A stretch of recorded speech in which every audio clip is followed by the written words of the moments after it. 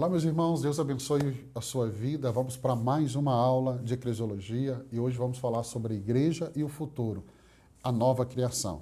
Então, a história da igreja, ela não caminha para o acaso. A igreja caminha para a consumação do propósito eterno de Deus. E o propósito eterno de Deus é a restauração de todas as coisas em Cristo. Efésios 1:10, isso fica muito claro. Deixa eu ler para você. Efésios, capítulo 1, verso 10, porque a igreja caminha para essa realidade. Verso 10, Paulo diz assim, ó, isto é, de fazer convergir em Cristo todas as coisas celestiais ou terrenas na dispensação da plenitude dos tempos. Então, todas as coisas caminham para a restauração completa em Cristo Jesus. A esperança cristã não é apenas o céu após a morte, mas é a nova criação, quando o céu e a terra serão renovados e habitados para sempre pela presença de Deus. 2 Coríntios 5,17 diz assim que se alguém está em Cristo, é nova criação. As coisas antigas já passaram e eis que surgiram coisas novas.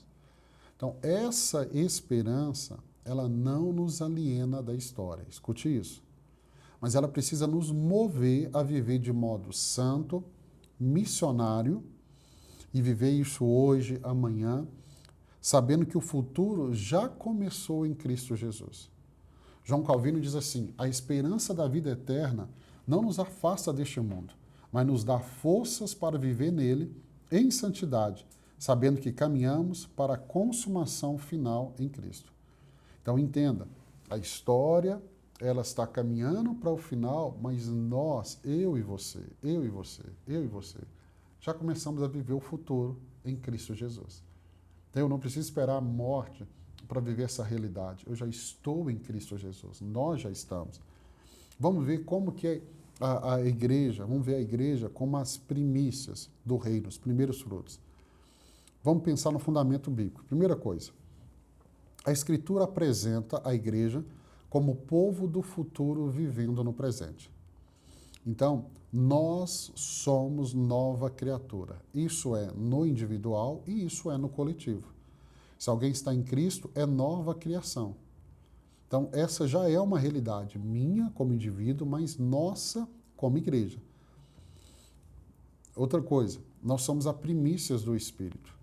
Nós mesmos que temos os primeiros frutos do Espírito, gememos interiormente, aguardando ansiosamente a nossa adoção como filhos, a redenção do nosso corpo. Romanos capítulo 8, verso 23. Olha o que diz Efésios 1, verso 13 e 14. Quando vocês creram, foram selados com o Espírito Santo da promessa, que é o penhor da vossa herança, até a redenção daqueles que pertencem a Deus. Então nós temos aqui dois éons, ou dois eras, né? Paulo distingue o presente século e o vindouro. Você vai ver isso em Gálatas 1, 4 e Hebreus 6, 5. A igreja, ela já experimentou os poderes da era futuro, mas ainda aguarda a consumação completa. Então já é uma realidade, já é uma realidade. Deixa eu ler Gálatas 1, 4, para te ajudar a entender isso melhor. Gálatas capítulo 1, verso 4. Que se entregou a si mesmo por nossos pecados, a fim de nos resgatar desta presente era perversa, segundo a vontade de nosso Deus e Pai. Então, ele nos resgatou. Quando a gente vai em Hebreus capítulo 6, verso 5, ele fala daqueles que se afastaram, mas já experimentaram o dom celestial, já experimentaram essa realidade futura. Então, como igreja, nós já experimentamos, mas não temos a consumação completa. Essa consumação completa acontecerá ou na nossa morte, quando estaremos com Cristo, ou na sua volta. As dimensões teológicas, vamos entender na teologia. Na teologia nós temos uma expressão, já e ainda não. Então o reino de Deus já irrompeu na história por meio de Jesus, eu falei da igreja e o reino de Deus aqui, mas ainda não chegou em sua plenitude. Então a igreja vive essa tensão escatológica, já e ainda não. Vamos entender aqui. A igreja, ela é a antecipação visível daquilo que será pleno na nova criação. Então, pela vida comunitária, ela oferece ao mundo um ensaio do futuro, um apontamento de como vai ser o futuro.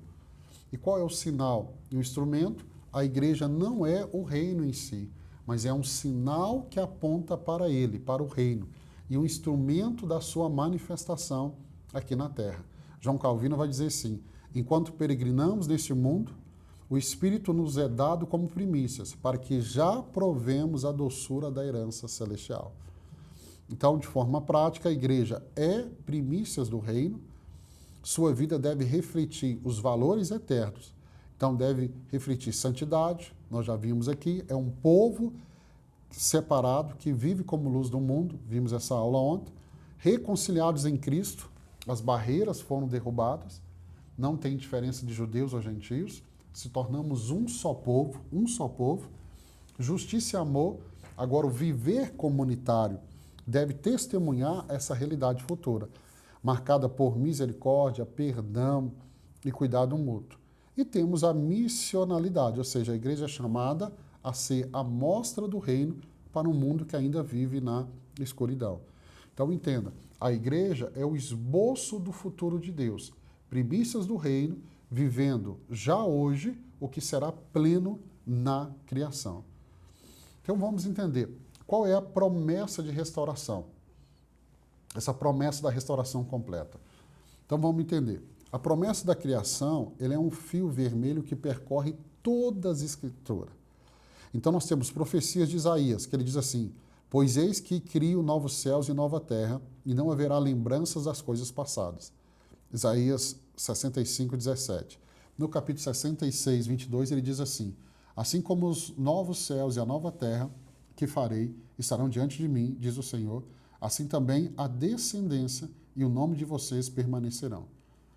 Em Romanos, nós temos a esperança. Romanos 8, 21. A própria criação será libertada da escravidão da corrupção para a liberdade da glória dos filhos de Deus. Em Apocalipse, nós vemos a consumação disso. Apocalipse 21, verso 1 e 4.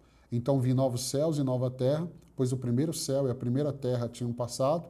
Ele enxugará dos seus olhos toda lágrima, não haverá mais morte, nem tristeza, nem choro, nem dor, pois a antiga ordem já passou.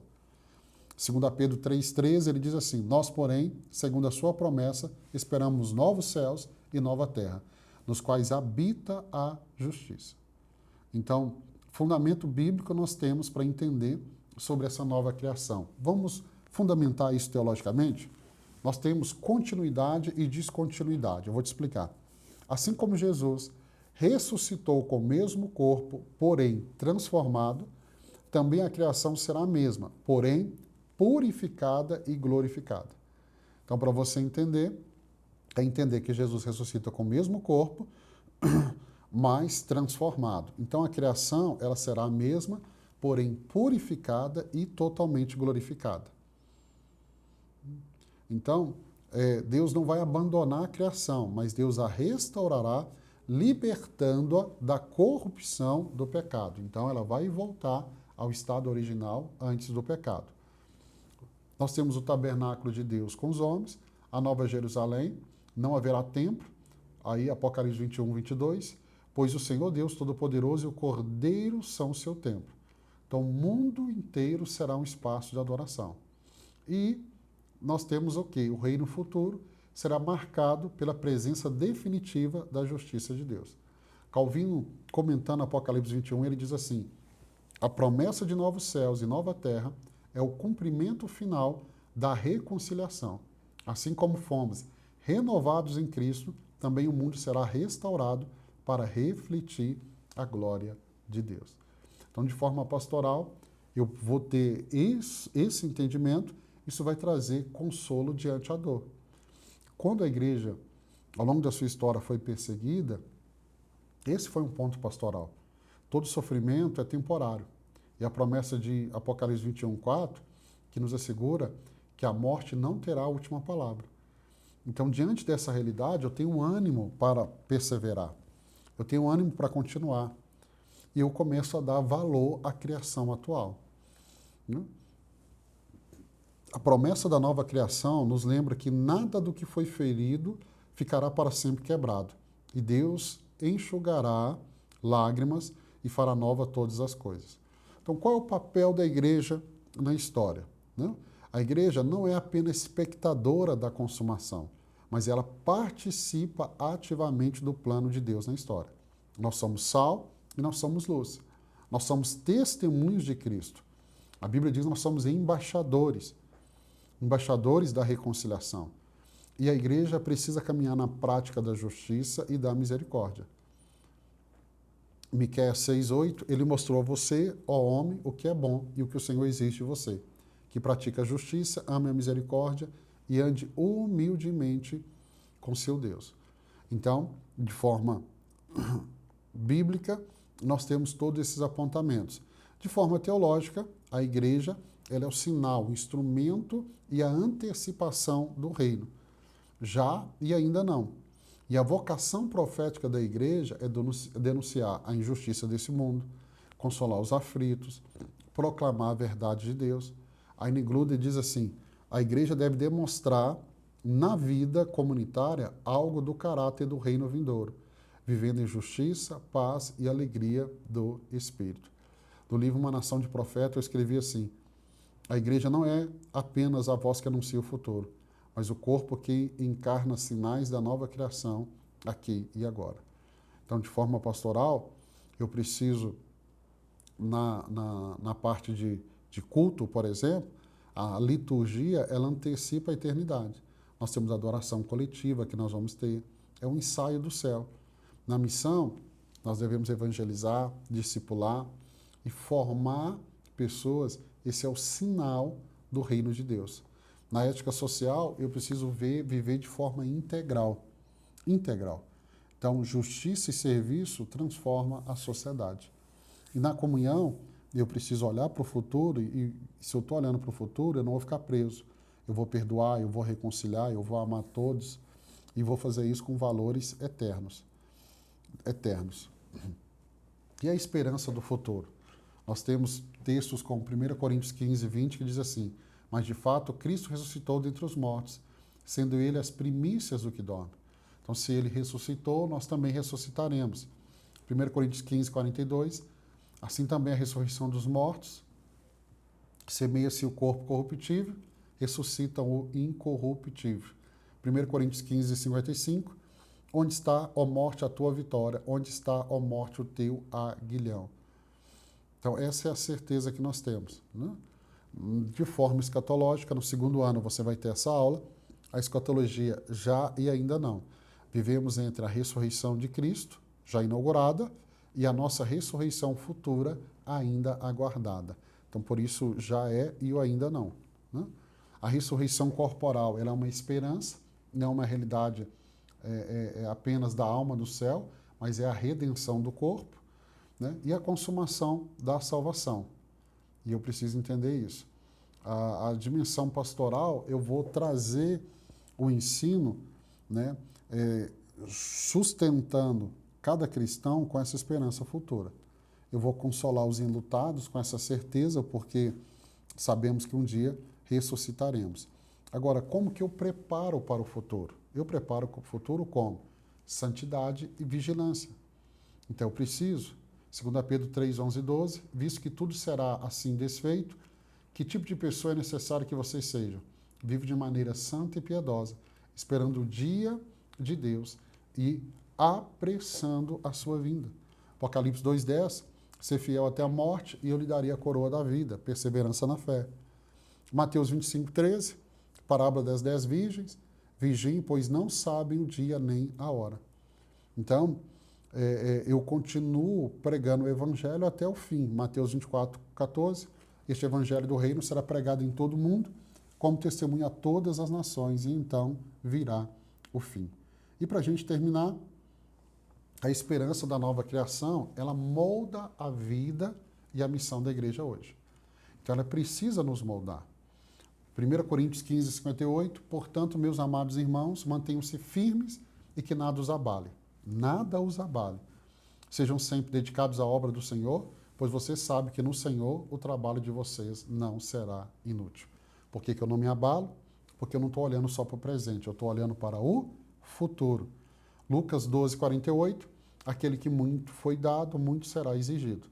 E aí eu preciso entender que, como igreja, corpo de Cristo, nós recebemos muito. E a esperança, consolai-vos uns aos outros com essas palavras, 1 Tessalonicenses capítulo 4, verso 18. Para a gente terminar, a esperança na nova criação não nos afasta da realidade, mas nos dá força para transformar o mundo hoje, porque já sabemos como a história terminará com Cristo reinando para sempre. Então eu e você precisamos ter esse entendimento, que estamos caminhando para esse momento glorioso. E é um momento glorioso para a igreja. Mas nós não olhamos com os olhos apenas no futuro, nós olhamos com os olhos também no presente, para gerar essa transformação, para gerar essa mudança. Quero abençoar a sua vida, não se preocupe. Nós teremos a aula de escatologia, aonde você vai aprender sobre o fim dos tempos de uma maneira mais intensa. Essa matéria, escatologia, vem no segundo ano do nosso seminário. Então, você que está aí fazendo, persevera, porque, como eu disse, tenho repetido muito aqui, estudar teologia é montar um quebra-cabeça. Nós estamos dando base e nós vamos montar todo esse quebra-cabeça. Eu quero abençoar a sua vida. Amanhã, se Deus permitir, nós vamos finalizar esse módulo de eclesiologia. Que privilégio estar aqui com você. E amanhã eu termino fazendo um resumo e aplicação prática da eclesiologia para mim e para você. Deus abençoe sua vida. Eu te encontro aqui amanhã.